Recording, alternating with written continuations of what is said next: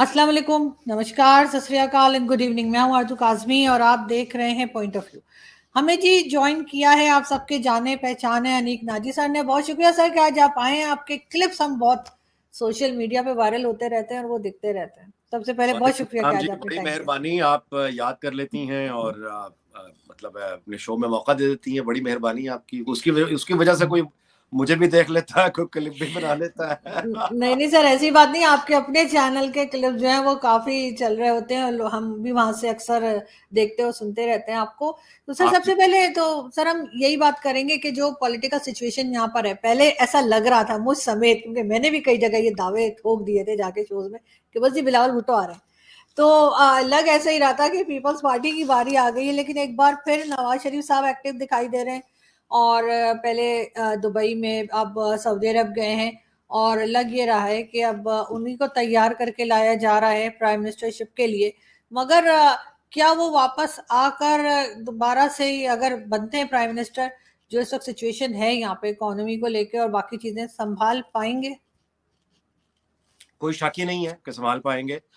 संभाल पाएंगे क्या, बल्कि वो अभी से ही संभालने में लगे हुए हैं। ये दुबई का दौरा इसी वजह से है, सऊदी अरब का जो प्लान है वो उसी वजह से है, उनकी हम्म। सारी की सारी एंगेजमेंट्स जो हैं वो इसी वजह से हैं। उनका तमाम हम्म। फोकस अपने दोस्तों पे और उनका उनका जो हल्का अहबाब है, नवाज शरीफ साहब का जो अपना हल्का अहबाब है, उनके जो दोस्त हैं, उनमें ज़ाहिर है कि चीनी शामिल हैं, उनमें अरब के शाही ख़ानदान के लोग शामिल हैं, उनमें बरतानिया के बहुत से लोग शामिल हैं, उसमें अमेरिकन एडमिनिस्ट्रेशन के लोग शामिल हैं। यानी दुनिया भर में उनका हल्का अहबाब जो है वो फैला हुआ है। और हम उनको देख रहे हैं कि वो अपनी पूरी ताकत से अपने हल्का अहबाब में जो मौजूद हैं दोस्त अहबाब, उनसे वो राब्ते में हैं और उन्होंने सरतोड़ कोशिशें की हैं। आईएमएफ के पाकिस्तान का ये जो एग्रीमेंट हुआ है, इसमें भी उनकी बहुत पसे पर्दा कोशिशें हैं।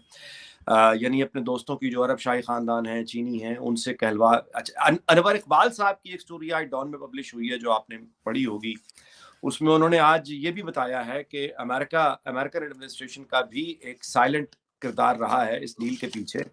और पाकिस्तान एम्बेसी जो कि वॉशिंगटन में है, वो जिन जिन अमेरिकन एडमिनिस्ट्रेशन के ऑफिशियल्स के साथ राब्ते में रही हम्म। इस डील के लिए, उनके नाम डेजिग्नेशंस के साथ अनवर इकबाल साहब ने डॉन में आज पब्लिश कर दी है। तो वो भी हमारे सामने हम्म। नहीं आ गया है।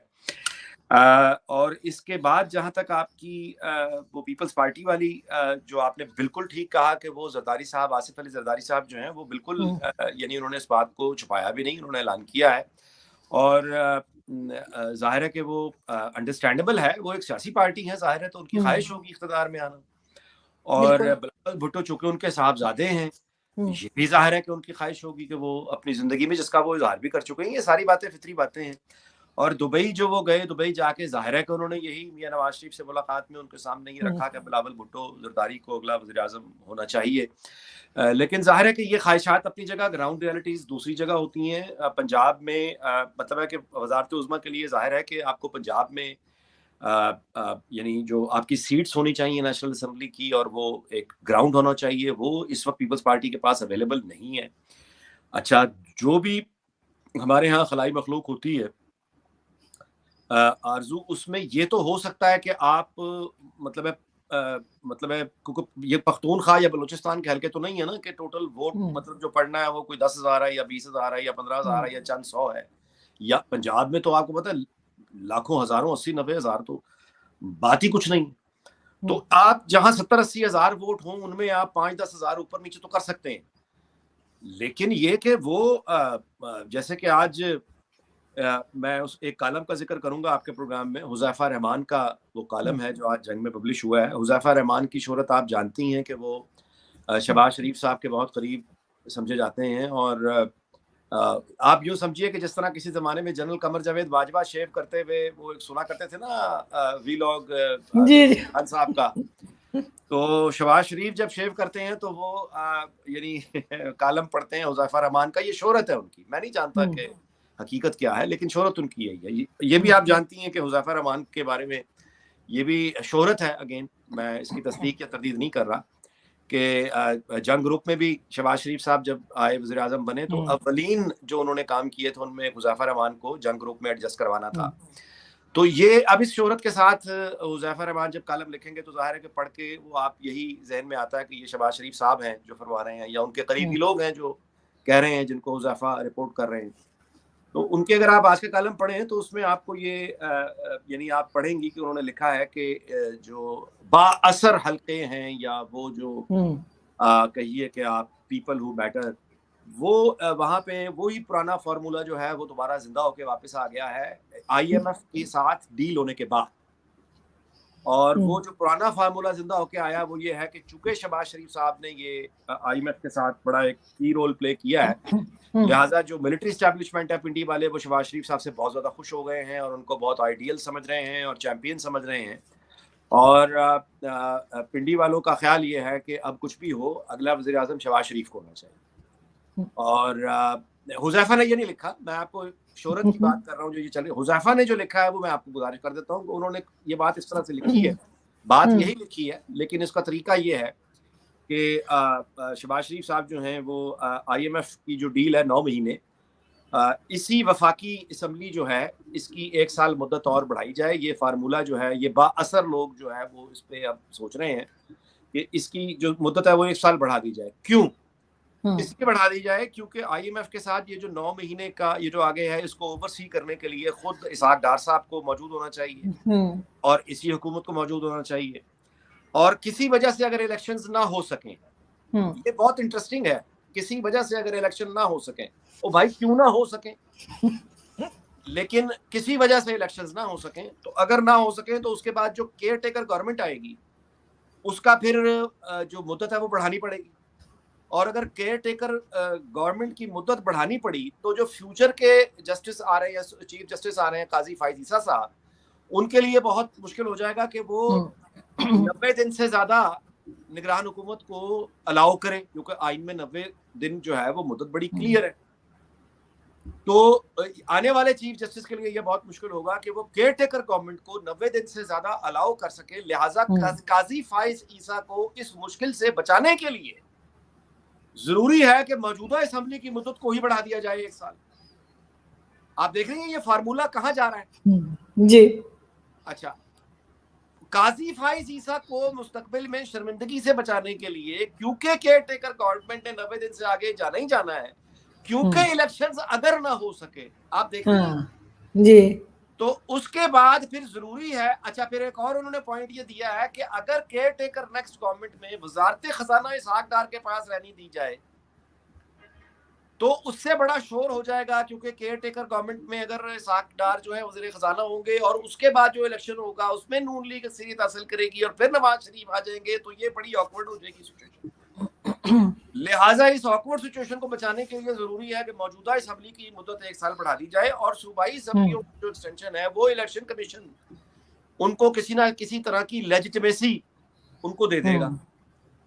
तो ये जो है ये 1 साल। अच्छा, अब ये कॉलम जब आप पढ़ती हैं तो फिर आपको ये अंदाजा हो जाता है कि ये जो ख्यालात हैं, ख्वाहिशात हैं, खिचड़ियाँ हैं, ये जो दाव पेच हैं, ये शतरंज की जो बिसात है, उसमें जो ये आनिया जानिया आइडियाज जो आनिया जानिया है वो खत्म नहीं हो रही। तो भाई election is the only way forward. मैं बिल्कुल कर रहा हूँ इलेक्शंस। आप इस साल जो है वो मतलब है कि मुझे समझ नहीं आती कि क्यों नहीं हो सकते। अच्छा, अगर नहीं हो सकते तो फिर अगले साल फरवरी में मतलब है क्यों नहीं हो सकते, जनवरी में क्यों नहीं हो सकते, मार्च, अगले साल मार्च में सेनेट का इलेक्शन है।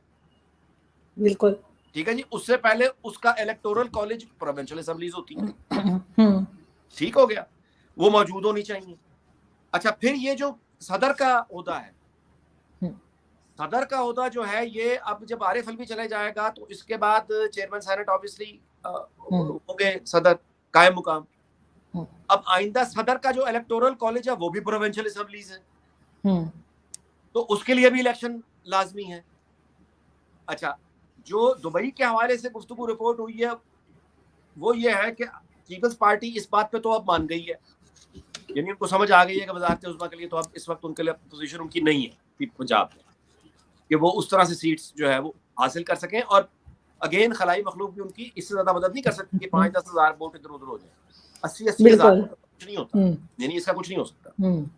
कालदम हो सकते हैं नताए, जिससे ज्यादा कुछ नहीं हो सकता। अच्छा, तो अब यानी अगर पीपल्स पार्टी को इस बात पे जब आप यानी वजारत उज़्मा से वो पीछे होगी तो उसको आप ऑफर क्या करेंगे?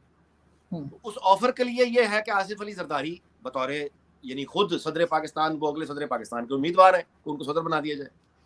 तो अगर आसिफ अली जरदारी अगर अगले सदर पाकिस्तान हो और बिलावल भुट्टो के पास वजारत खारजा रह जाए, क्योंकि वजारत खारजा के लिए सच्ची बात है नून लीग के पास कोई बहुत स्ट्रॉन्ग लोग नहीं है, और वजारत खारजा में बिलावल भुट्टो की कारकर्दगी बहुत अच्छी है, तो लिहाजा अगर अगली यानी इलेक्शन के बाद जो गवर्नमेंट वजूद में आएगी उसमें उसके बाद ही मुमकिन होगा ना कि आसिफ अली जरदारी जो है सदर पाकिस्तान बने। ये अगले इलेक्शन के बाद ही मुमकिन होगा, बिल्कुल नहीं हो सकता।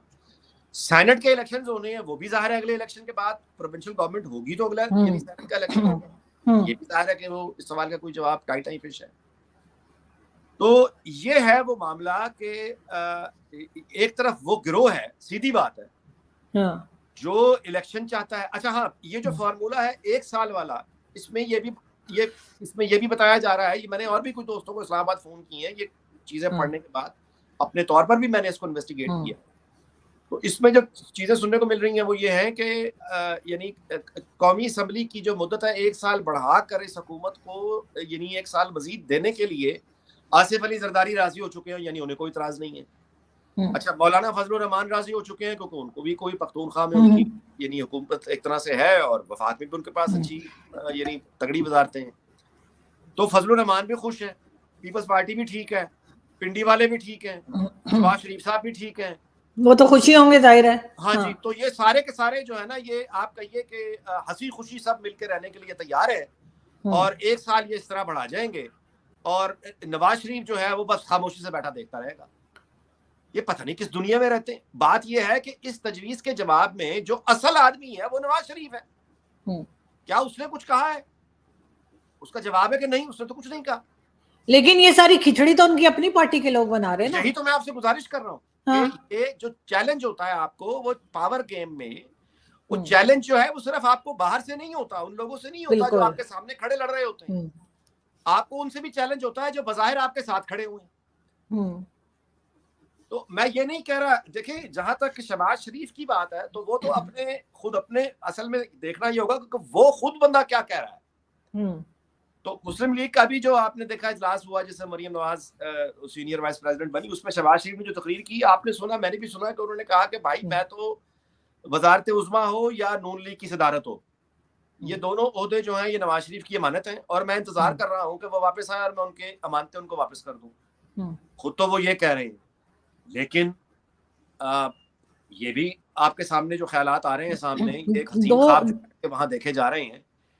सर 2 दिन पहले उन्होंने ये भी कहा है कि जब ये इस गवर्नमेंट जो है जब इसका टाइम खत्म होगा तो मैं चला जाऊंगा, ये भी कहा है उन्होंने 2 दिन पहले। जी हाँ, मतलब है कि ये भी कहा जा रहा है, लेकिन दूसरी तरफ से मैं आपसे गुजारिश कर रहा हूँ कि ये वो दाव पेच है, यानी ये वो बैटल है जो यानी खत्म नहीं हो रही है, ये इट इज गोइंग ऑन। अच्छा, सियासत दुनिया में कहीं भी रुकती नहीं है, जाहिर है ये हमेशा एक चलती हुई चीज है, मुतहरिक चीज है, ये आगे बढ़ेगी। लेकिन आरजू कुछ चीजें होती हैं, एक स्टील का ना एक कुछ बॉर्डर्स होते हैं, कुछ फ्रेमवर्क होता है, उस फ्रेमवर्क के अंदर रहकर गेम्स होती हैं। बिल्कुल ऐसे ही हमारे यहाँ मुसीबत ये है कि स्टील का वो फ्रेम इतनी दफा टूट चुका हुआ है कि वो जो आइडियाज या गेम्स हैं वो किसी फ्रेम के अंदर नहीं है। आप देखिए कि सुप्रीम कोर्ट के जजेस जब सियासत करेंगे और खुल के करेंगे, धड़ेबाजी के साथ करेंगे, यहां तक कि उनकी अपनी सास की आवाज की जो इंक्वायरी कमीशन है वो भी वो अपना भाई साहब जो है वो कहते हैं कि मैं तो बैठूंगा, मैं ही बैठूंगा, जो करना कर लो। तो इस तरह की सोसाइटी में ना फिर बड़ा मुश्किल हो जाता है कि आप इसको कोई लॉन्ग टर्म बात हतमी कह सकें। सो गेम इज ऑन। लेकिन मैं आपको करूं कि ये जितने भी है ना ये तरीके, ये किसी भी लीडरशिप को, वो पीपल्स पार्टी की हो, वो नून लीग की हो, ये जो आर्टिफिशियल तरीके हैं ना, ये जो हम जिस हाल में पहुंचे हुए, ये इसी वजह से पहुंचे हुए हैं। मगर ये 1 साल वाला फॉर्मूला तो मेरे ख्याल है पिछले 1 साल से चल रहा है, हम काफी अरसे से सुन रहे हैं। मुस्तकिल मौजूद था। ये जो एग्रीमेंट हुआ है ना IMF के साथ, इसके बाद ये पूरी ताकत से वापस आया। ऐसा ये ही है। जवाब बनाया जा रहा है कि चूंकि एग्रीमेंट हमने किया है और चूंकि इसका हाँ। क्रेडिट, अगर आप सुने ना गौर से जो प्रेस कॉन्फ्रेंस हुई है लाहौर में, तो आपको ये बड़ी आसानी से पता चलता है कि यानी इस IMF और पाकिस्तान की जो डील का क्रेडिट है वो इस दुनिया में सबको दे दिया गया है सिवाय नवाज शरीफ के। बिल्कुल ऐसा ही है। उसका बहरहाल कोई ताल्लुक नहीं है, यानी तासुर ये दिया जा रहा है, बताया ये जा रहा है, तो ये बिला वजह नहीं होती चीजें। बिल्कुल ऐसा। लेकिन हम इससे पहले कि हम IMF की तरफ चलें और IMF की बात करें, जो आप कह रहे हैं ना, बहुत से लोग वीलॉग सुनते हैं शेव करते हुए, तो मेरी उन सबसे रिक्वेस्ट है कि मेरा वीलॉग ना सुनेगा, कट ना लग जाए आप लोगों को, क्योंकि हम जिस तरह की बातें करते हैं वो बंदा शेव करते हुए नहीं सुन सकता। लेकिन ये जरूर है कि IMF से जो डील हुई है, बहुत से लोगों का कहना यह है कि सब जगह प्रॉपर्टी के दाम बढ़ जाएंगे, यूके में, कनाडा में, दुबई में और कनाडा वगैरह में, और ये पैसा वापस वहीं पहुंच जाएगा। क्या ये बात सही है? ये बात जो आपने कहा है कि लोग ये कह रहे हैं, ये तो सही है कि लोग इस तरह की बातें कर रहे हैं, और अगर कर रहे हैं तो अब जाहिर है क्या शिकवा किया जा सकता है, जहां पे करप्शन को जिंदगी का एक हकीकत समझ के तस्लीम कर लिया जाए, वहां पे बेल ने तो ये लतीफाबाजी है, क्योंकि इस वक्त ये नहीं खैर कहना चाहिए कि वो IMF से जो पैसा आएगा वो कोई उस पर डाका मार के कोई आगे चला जाएगा। डाके जो है वो मुल्क के अंदर मारे जाते हैं, उन डाकों की वजह से ये कर्जे लिए जाते हैं, तो वो वाले डाके तो जारी हैं जी, जारी रहेंगे। लेकिन आपको लग रहा है कि ये कोई ट्रेड खोलेंगे? क्योंकि नवाज शरीफ साहब का नाम सुनकर मैंने आज भी एक शो में कहा कि अगर वो आ गए एज अ प्राइम मिनिस्टर तो यकीनन इंडिया के साथ बातचीत शुरू होगी और हो सकता है कि ट्रेड भी ओपन हो जाए, क्योंकि उनके पहले भी इंडिया के साथ टर्म्स सही रहे। और दूसरा, वो एक बिजनेस चलाना जानते हैं, उन्हें मालूम है कि इकोनॉमी को किस तरीके से रन किया जाता है।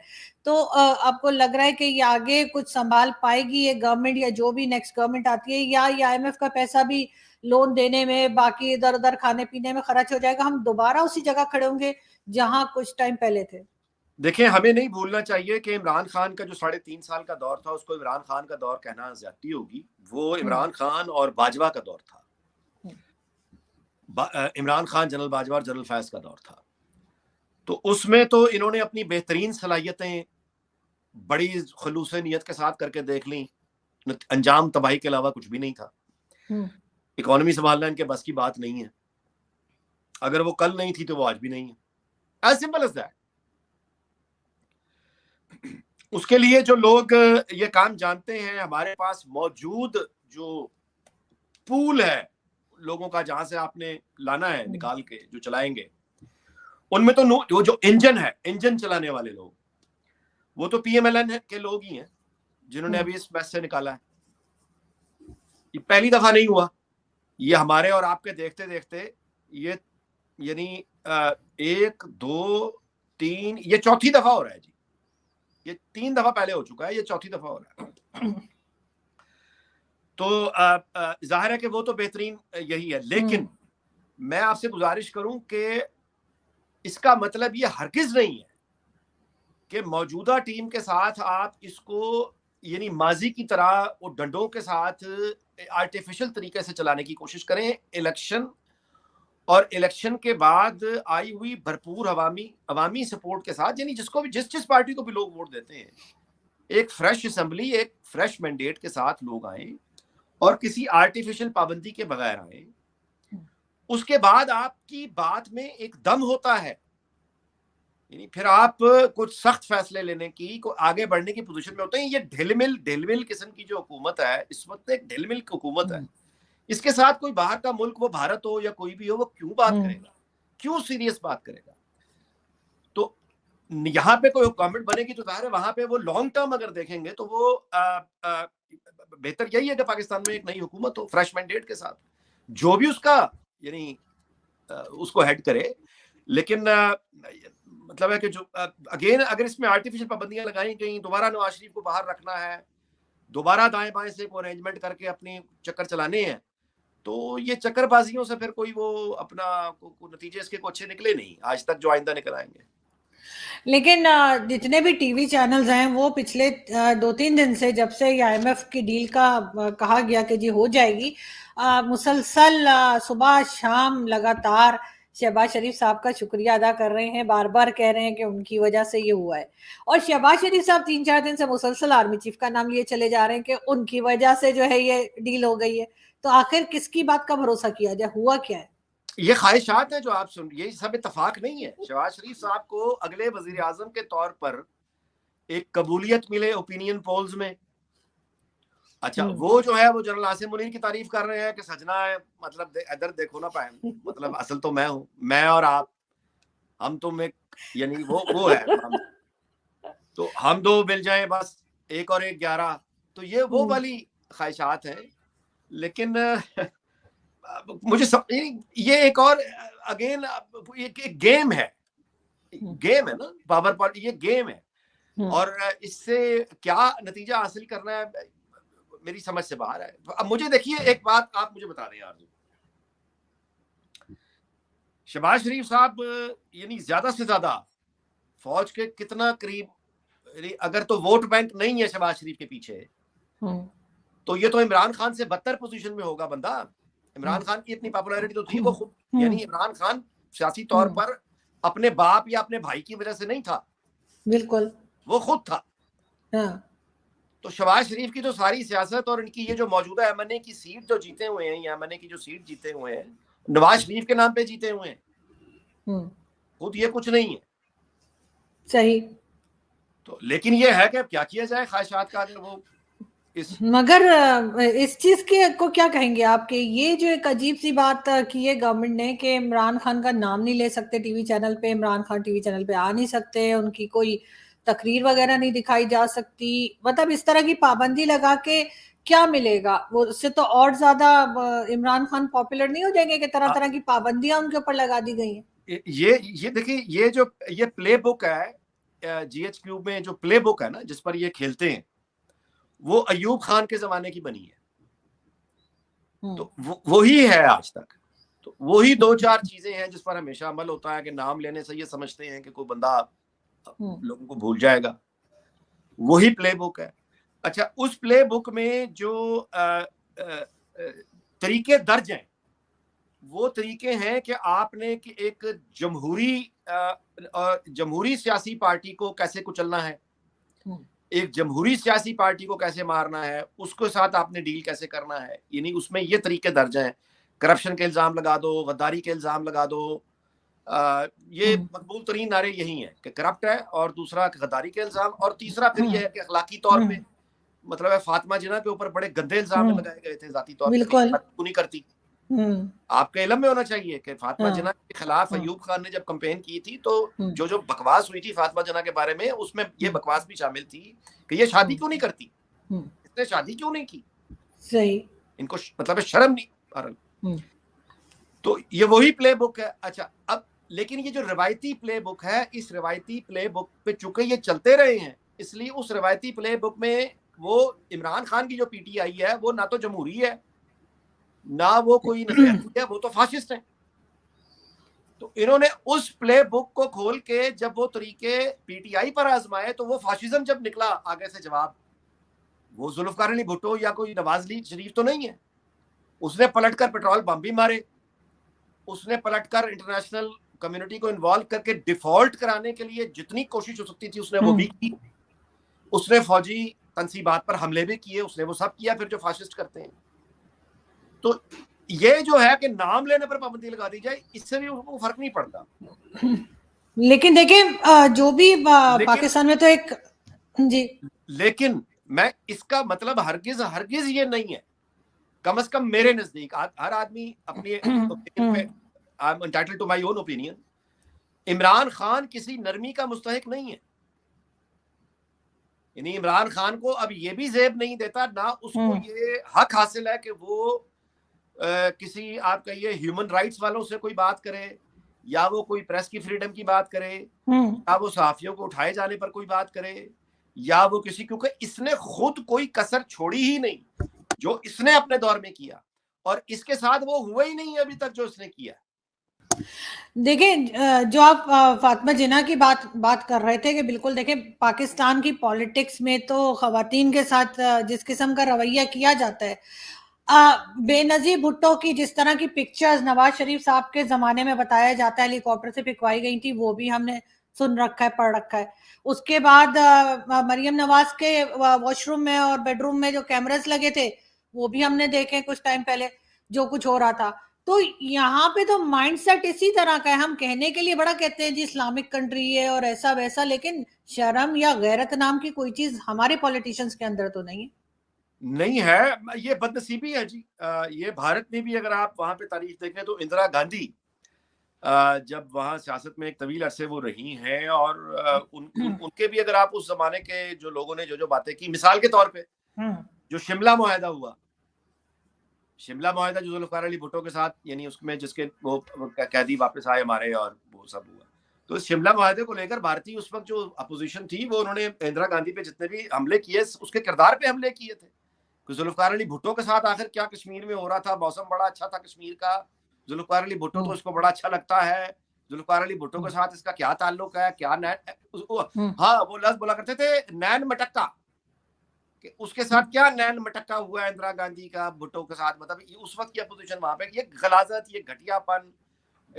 लेकिन ये बरतानिया जैसे मुल्क में आपको पता है कि मार्गरेट थैचर पे जब इस तरह के हमले होते थे तो उसका बड़ा मशहूर फिक्रा है कि ये जो पर्सनल कैरेक्टर पे मेरे अटैक करने का मतलब ये है कि आपके पास कोई दलील बची ही नहीं है, यानी मेरी सियासत पे और मेरी परफॉर्मेंस पे आप तनकीद कर ही नहीं सकते, आपके पास कुछ है ही नहीं, लिहाजा अब आप मेरी जात पर कीचड़ उछाल रहे हैं। तो ये घटियापन जी है, बिल्कुल है, बिल्कुल है सर। और हर पार्टी में बड़ा अफसोस होता है, लेकिन हर पॉलिटिकल पार्टी जो है वो जितना आगे ले गई है, बिल्कुल पीटीआई और इसके लोग सपोर्टर्स, वो इन गंदी बातों, इन घटिया रवायात और ये जो गली कूचे का थड़े की जो एक आप कहिए, वो इमरान खान उसको लेकर आया और इमरान खान के मानने वाले लेकर आए। और मैं आरजू आपसे गुजारिश करूं कि इमरान खान एक बहुत बड़े शऊर का, एक बहुत बड़े नुक्ता नजर का, एक बहुत बड़े ग्रुप का सियासी चेहरा है। इसी ग्रुप का जो मजहबी चेहरा है, दीनी चेहरा है, वो तारिक जमील है। इस ग्रुप का जो एक आप कहिए अदलिया का चेहरा है, वो वरता बंदयाल और उसके साथी है। इसी ग्रुप का जो आप कहिए कि कोई यानी शो बिजनेस में अगर आप चेहरा देखेंगे तो आपको वीना मिल जाएगी, वो कमर एक राइटर मिल जाएगा, यानी इस तरह के सिंगर्स में भी इनका एक चेहरा है। जो फ्रॉड है ना जी, इब्रारुल हक मिसाल के तौर पे फ्रॉड आदमी है, तो वो इनके साथ है। बिल्कुल तारिक जमील अपनी जगह फ्रॉड है, वो भी इनके साथ है। अच्छा, आप रियल एस्टेट में देख लें, जितने फ्रॉड है वो इनके साथ है।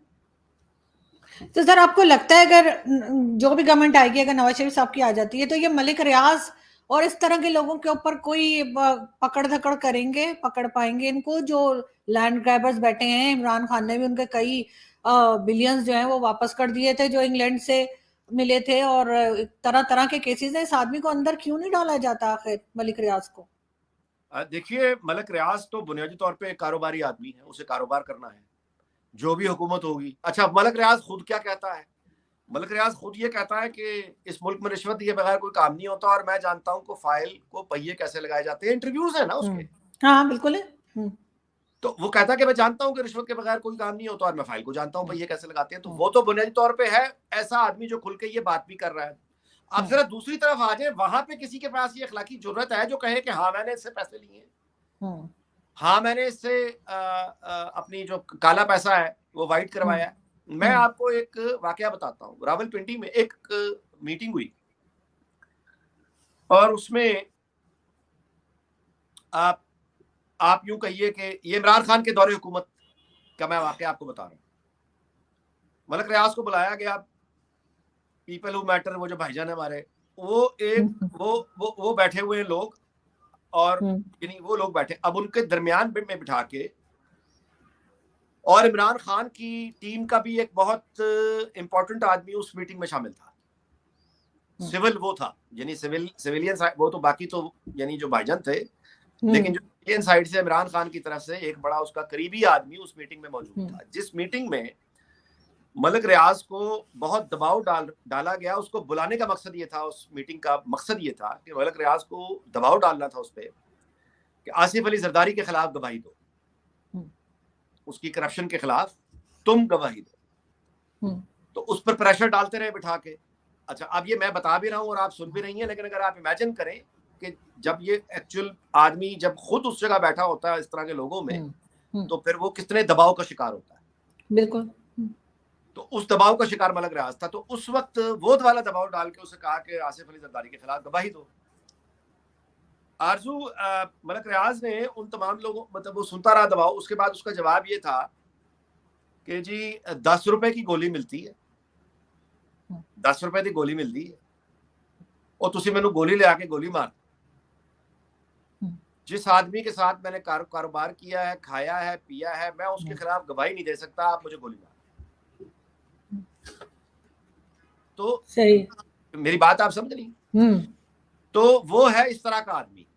अच्छा, अब उस पर दबाव डालेगा, जाहिर है कि इमरान खान के हवाले से इस दफा उसका फैसला क्या होगा मैं नहीं जानता, क्योंकि आसिफ अली जरदारी के साथ तो मलक रियाज की दोस्ती है, थी, समझ आती है। इमरान खान के साथ उसकी दोस्ती कितनी है, उसके बीच में क्या है, मैं नहीं जानता, क्योंकि उसकी बीवी ने वो जो ऑडियो कैसेट्स हमने सुनी है, आपने, मैंने, उसमें तो सौदा पूरा हो रहा है, उसमें तो हीरे के मलक रियाज पे दबाव डाल के पैसे वैसे। तो मुझे नहीं पता कि वो वादा माफ गवाह बनता है या नहीं बनता, या लेकिन एक चीज तय है, वो ये है कि मलक रियाज को होने कुछ नहीं लगा जी। हाँ, कुछ नहीं। मैं ये तो आपको है। बताऊं कि हमारा एक ना बहुत बड़ा मीडिया हाउस है, सबसे बड़ा, उसका जो मालिक है वो गया मलक रियाज के पास के 2 अरब रुपए उधार दे दो। 2 अरब रुपए उधार ले लिए उससे, कुछ महीने बाद वापस करने थे। और जब तारीख आई तो मलक रियाज से कहा कि पैसे तो नहीं है, इश्तिहारों में एडजस्ट कर ले। यानी 2 अरब रुपए मैंने आपसे जो लिए हैं, आप उसके इश्तिहार मेरी स्क्रीन पे चला दें, तो वो पैसे एडजस्ट हो जाएंगे, वापस करने के लिए तो मेरे पास पैसे नहीं है। और तो जहां डाकुओं का ये मुआशरा है, और ये अपने आप को सबसे बड़ा मीडिया हाउस कहता है, जिसके मालिक की मैं आपको बात बता रहा हूं, तो अगर यानी तो फिर कौन लेगा मलक रियाज का नाम किसी मीडिया पर? लेकिन सर मलिक रियाज से आप ये कहा जा रहा है कि किसी की चोरी की गवाही दे दे, ये तो वही बात हो गई कि चोर से दूसरे चोरी की गवाही दिलवाई जा रही है, वो भी एक अजीब सी बात है। वादा माफ गवाह, वाह, चले वो भी एक बन जाओ और उसके बाद खुद सब कुछ क्लियर करा लो, अलबत्ता उस दूसरे को फंसाना है। आप यकीन करें कि यानी अगर डाकुओं में भी अगर कोई कोड ऑफ एथिक्स होता है जी, तो डाकुओं के यानी आप ये कोड ऑफ एथिक्स में भी हमारे यहाँ कितने लोग हैं जो कायम रहते हैं। बिल्कुल ऐसा ही है, लेकिन मुझे लगता है कि हम सुधरने वाले नहीं है, हमारा कुछ नहीं हो सकता। बहुत शुक्रिया कि आपने आज ज्वाइन किया, बहुत अच्छा लगा आपसे बातें करके, और देखते हैं कि जो आप बात कह रहे हैं 1 साल बढ़ाने वाली, वो कहाँ तक जाती है। लेकिन मैंने तो ये भी सुना है कि केयर टेकर गवर्नमेंट आएगी तो वो भी बैठी जाएगी 2 साल के लिए। तो अब इसी किस्म की खबरें चल रही हैं यहाँ पे। ये सब की सब सियासी खिचड़ियां हैं, आइडियाज हैं। मैं आपसे गुजारिश करूं, ये सारे तबाही के रास्ते हैं, ये सारे बर्बादी के रास्ते हैं। इस वक्त हकीकत से आंखें चुराने से कुछ नहीं होगा। इलेक्शंस कौम मांग रही है, मुल्क की जरूरत है, इलेक्शंस की तरफ जाना पड़ेगा, जाना चाहिए। अक्टूबर में जाएं, नवंबर में जाएं, ज्यादा से ज्यादा खींच लें, जनवरी में करा लें, फरवरी में करा लें। इससे ज्यादा खींचना, ये IMF का बहाना बना के, तो फलां बहाना बना के, ये सब तबाही के फार्मूले। और ये मैं आपसे गुजारिश करूं कि ये इमरान खान एक पॉपुलर वोट बैंक रखता है, उसको डंडे से एक दफा हटा दिया। इसका मतलब ये नहीं है कि जो बाकी पार्टियां PDM में जितनी भी शामिल है, मौलाना फजलुर रहमान हो, पीपल्स पार्टी, इनको भी मतलब है कि आप मैनिपुलेट करके तो फलां को भी मैनिपुलेट, तो किस से लड़ना है भाई? सही बात है, किससे लड़ना है? कहीं पे तो रुकना ही पड़ेगा इनको, अब ये तो होगा। तो देखते हैं सर क्या होता है, आपसे कांटेक्ट रहेगा, आपसे फिर रिक्वेस्ट करेंगे जैसे ही कोई अपडेट आती है। ये खत्म होने से पहले एक सवाल मैं भी आपसे करने की इजाजत चाहता हूँ जी। आप ये बताइए कि ऑन द ग्राउंड वहां पे लोग क्या कह रहे हैं इमरान खान के? और सर इमरान खान के तो इतने जो फॉलोअर्स हैं, लेकिन बहुत ज्यादा वायरल नहीं है, और बहुत लोगों को ये भी शिकायत है एक तरह से कि जी फौज को सब बुरा भला कहना शुरू हो गया, और उसका क्रेडिट जरूर खान साहब की तरफ जा रहा है, क्योंकि लोग जाहिर अपने यूटिलिटी बिल्स और उन सब चीजों से परेशान है, और उनको ये भी लग रहा है कि IMF से कोई फायदा होने वाला नहीं है। लेकिन बहरहाल इमरान खान की वो पॉपुलैरिटी नहीं है जो 9 मई से पहले थी, लेकिन फिर भी कुछ ना कुछ लोग हैं अभी भी उनके साथ। मगर साथ साथ लोगों का ये भी कहना है लोग फौज से बहुत नाराज हैं। इमरान खान की वजह से, शायद इमरान खान की बातें सुनकर, और खुद भी लोग देख रहे हैं सर, सोशल मीडिया से बड़े लोगों की आंखें खुली हैं, बहुत कुछ पता लगा है। अब ये और बात है कि गवर्नमेंट जो है वो सोशल मीडिया पे भी पाबंदी लगाने की बार बार धमकियां देती है, लेकिन उससे कुछ होने वाला नहीं है, कुछ बेहतर नहीं होने वाला इनके लिए। शुक्रिया, आपने हमें भी कुछ बताया। Thank you so much sir, फिर मिलते सलाम। हैं, बहुत शुक्रिया, खुदा हाफिज, थैंक यू।